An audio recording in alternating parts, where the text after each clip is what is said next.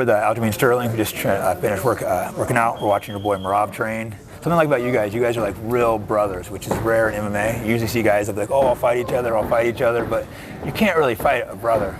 No, it's a lot different, and I think people think that we're just training partners, but we came up together in New York. We've hung out, we've done a lot of UFC events together, family outings together. He's met my family, he's met my mom, my sisters, and things like that. And of course, we're neighbors here in Vegas, so I think that's a big one. I think people don't really understand the depth of the friendship. I think some people are starting to get it now. That it's not just like, it's not just business. Guys like, oh, it's millions of dollars you can make. It's like there's more to life than money. Oh, he just choked him. Yeah, we're watching Rob ask me to do this video. But the one thing we've always said, I'm like, dude, if we were to ever entertain it, it would have to be life-changing money where the both of us would be set, and it could be something that we might be pissed about, but we can at least laugh to the bank about it, you know? So yeah, it could potentially ruin your friendship, though. That's the thing. It's like, people don't understand. When you're fighting someone, it's not a joke. These guys that act like they can fight their friends, I could never do it. I had the same agreement with Nick Diaz, and there was one point we were both in Strikeforce together, and it was a no-brainer. I just moved to 185. You know, I won the title there. He had it at 70s. We never thought, of course, we weren't going to fight each other. Yeah, it changes the whole dynamic of everything, you know? And of course, being very competitive, both of us are going to want to win that. Whoever lost would probably hold resentment, and it really could ruin a friendship. The guy that won would probably be good friends again, but the guy that lost would probably be like, fuck this guy. People don't understand like how much you're putting on the line out there. Yeah, I've always thought about it, like if I did, and it was like a situation where I was winning, like would I just throw the fight just to kind of, like at the end, like the very end, like. The fact that you're thinking this shows you shouldn't be fighting him, you know? He's like a brother. You can't fight your brother. Like you said, you came up at Sarah and Longo's together? Yeah, he was at a different gym, and then he ran to Ray Longo at one of the events. I think it was a Ring of Combat or something, or a small show. And him and Ray started talking, and he invited him down to the gym. He didn't know the gym was right in Garden City, which was right around the corner from where he was actually living. He came down, and I remember the first day I met him, Ray threw me into the fire with him the first training session for sparring. And I don't know anything about him, you know. Some random dude. He wasn't as technical back then. Some would even still say he's not very technical now. He just does the Merab, and Merab does Merab very well. He does it really well. But now he knows there's like a method to his madness now, you know. He knows how to control what he's doing. Where before it was just, he had this incredible gas tank and he would just keep going, but the technique wasn't really there with the fight IQ. So slowly but surely, once I started that MMA wrestling class, I started fine-tuning a lot of things. He started learning from me, and a lot of the things that I do, mimic his, I guess, implement into his game a lot easier. Yeah. And he was able to tighten up a lot of stuff and just game planning together, what we think about certain fights. And that first sparring session, man, I remember submitting him and he just kept coming back. You're submitting him, but it still sucks, right? When you have one of those ones. I'm like, bro, like, this fight's over. Yeah, right. Can you just stop coming at me? Let's make it like, you know, a little more chill. But he's like, no, he's got that fire passion. I'm a lot bigger, but when he trains with me, it's just like, oh, this dude just keeps coming at me. I know I'm gonna have to work when I train with Merab, regardless of the size difference. He's just an animal. He's a berserker. He's like hardly breathing even right now. The training's done, and he's just sitting there just mauling someone in the cage as we speak. So how was training? I don't really know Longo, but Sarah's a maniac. I love him, a maniac in a good way. I love that guy. How was the training in that gym?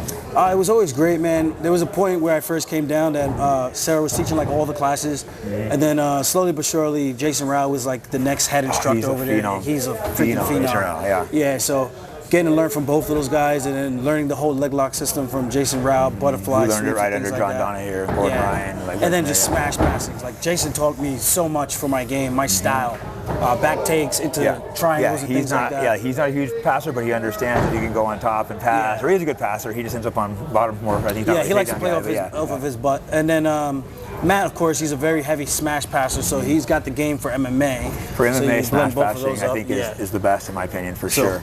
That's been really well for me to combine both those things, and for both of us to be over there training.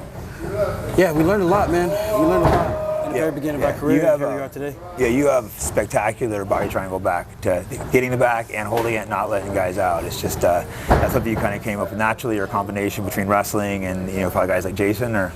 Yeah, I think wrestling. I think Jason more so was like the finishing sequences and how to transition, where I was already naturally good at taking it back from folk style. We wrestled a lot on top and bottom, and you couldn't lock your hands, so you had to learn how to control people a different way.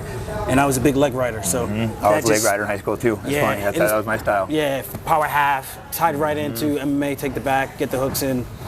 No, it's funny. That's why I wrestle too, and I'm watching it. And your back stuff's it's a little different than mine, but it's like similar how you get it, lock the body triangle. It's like that came the exact same way. I do a lot of weird stuff. People ask me to teach it, but I'm like, I don't know if I can really teach this. It's more of a feel.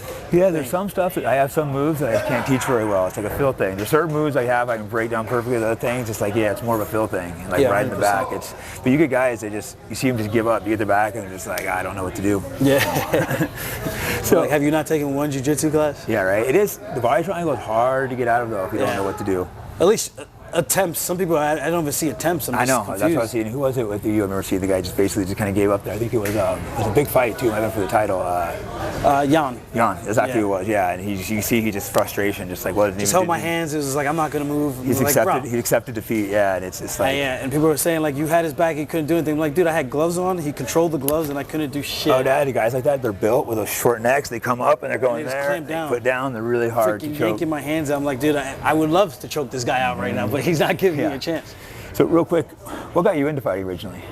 I went to school with John Jones. Oh, really? My freshman year in college at SUNY Morrisville. I know that. And he dropped out the next semester. I finished that last semester, and then I put in my papers to transfer to SUNY Cortland. And on MySpace, I saw him training, doing these jiu-jitsu competition and a couple of fight videos. He knocked some guys out. I'm scratching my head like, what the fuck is happening right now? I'm like, I see this on TV, but I never seen it like this. This is different. So got the opportunity to reach out, and he let me come down to the gym. He didn't think I was gonna come. Yeah. But he's like, you ain't coming, man. You ain't showing up. You know how many people say that shit? I showed up, and then the rest is history. Yeah, I always really I know John gets a ton of hate, but I've always really liked him. I don't know him real well, but he's always goes out of his way to come say hi to me, be friendly. What was your experience with him? Mixed? I mean, I don't want to say mixed. It was just kind of like I didn't really get him at the time. You know, we were really cool before he started fighting and everything because we were college wrestlers. Yeah. He didn't get to compete, but he recorded like one of my first college matches against a Blair Academy kid, which is like one of the top schools in the country. And I pinned the guy, and you see him. He makes a cameo at the end of the video. He's like, but it was just, you know, we were cool back then. You know, we had like these brawls between the halls, different dorms, and we'd have these fights. It'd be the wrestlers versus this hall, Mohawk Valley, whatever. But it was cool. So I think after he got into fighting, he got obviously very popular really quick. He got really popular quick. And I didn't realize the amount of people that would reach out to him about stuff. Hey guys, I'm demonetized everywhere. So if you want to support me and the podcast, go to fightbackpodcast.com and you can buy some cool merch like the shirt I'm wearing now. As many of you guys know, I run a free speech podcast. That comes as a price. It's being demonetized everywhere. So one way to support the podcast is to buy your books from AntelopeHillPublishing.com. Today's selection is The Trans Industrial Complex. This book covers the money-making machine of the trans industries and shows it's not to help people, but to make money and get rich. So again, if you want to support the podcast, go to AntelopeHillPublishing.com and be sure to use promo code FIGHTBACK. That'll save you money and support me. Thank you. Yeah, so one of the things about John, you know, obviously being a young up-and-coming MMA fighter, I started my MMA career while in college being a full-time student. And I would reach out to him or see him at the gym and he would offer stuff like training gear and things like that because obviously we had like these beat-up things. And I would try following up with him and I didn't realize how busy he was.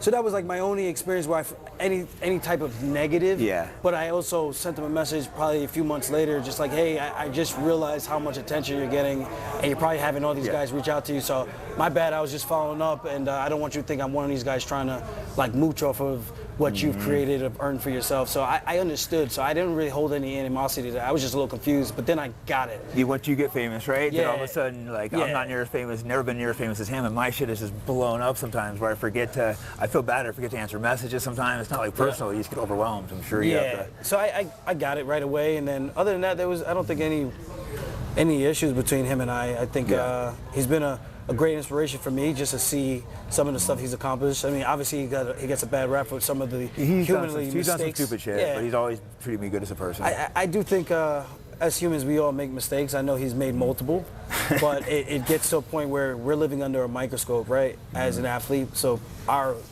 fuck-ups get glorified and magnified in front of the world on a global stage in comparison to somebody else who might be doing the same exact bullshit but not getting as much flack as he would be, because everyone's looking at him as he's supposed to be a role model, but he never signed up to be. He didn't sign up to be that. Exactly. And I'm not going to excuse some of the things he did. He did of course, do some stupid fucking shit. I think he would even admit that. I think he's doing better as a person, it seems like. Yeah. But no, for me, the first person I knew that got really famous was Chuck Liddell, and he actually did still always respond myself. He said something, he would do it, so it was so cool seeing the first person get really famous, having that with, if he says something, he's still going to do it. So I saw that as the guy, like, I got to follow this guy. And he crossed a real superstar too. Yeah, 100%. Yeah, so a couple more things we can wrap up. What made you move up from 35s, because you were a champion at 35s, and you moved up a weight? Was it because Merab, or you felt too big, or? I mean, it was a combination of everything. I already had told him that the O'Malley fight would have been my last fight at 135. I felt like I was just killing myself, and I already had the most title defenses at the division. I felt like I killed myself enough. Three. Nice. Whereas, like, this is enough for me to be happy and satisfied that I broke the record and solidified myself as, on paper, I guess, statistically, just with the title defenses and the amount of win streaks I had at the time, which Merab now has beaten. And you're like genuinely happy for him, not jealous. A lot of people you see get jealous when they see someone like pass their stat, but I can see you still genuinely like are happy. Yeah, of course. And I even told him after he fought Umar, I said, brother, you fight like this, the only person who's gonna beat you is yourself. Like, you're gonna beat my record for most title defenses. I was like, dude, just look, you beat the most talented guy that people are profiling and touting as the next champion for a long time. And I think that says a lot about what you've accomplished and your skill set and what you can do. So that's pretty much it. And that was the reason why I was like, you know what, if I could get past O'Malley and even push that record to 4, even though I didn't want the fight at the time, it is what it is. Water under the bridge. Just training camp didn't go well, or just training camp wasn't great. I mean, short notice, that the turnaround, coming into the camp injured. It's one thing to get injured in the camp. But to start it injured. And it's one of the things that kind of pisses me off when people are like, oh, Sean hurt his ribs in camp. I'm like, well, he got hurt in camp and he was out for 11 months. You know what I mean? That's a big difference from just having a 5-round fight with one of the greatest double division champions in Henry Cejudo. I'm like, dude, I couldn't even walk. That's right, you fought Henry right before that, huh? Yeah, so it is what it is. Of course, I made the walk, I took the risk, right? So I can't blame anyone but myself. I mean, of course, I could point the finger at a few other people, but ultimately it was me who said, okay, yes, and I broke.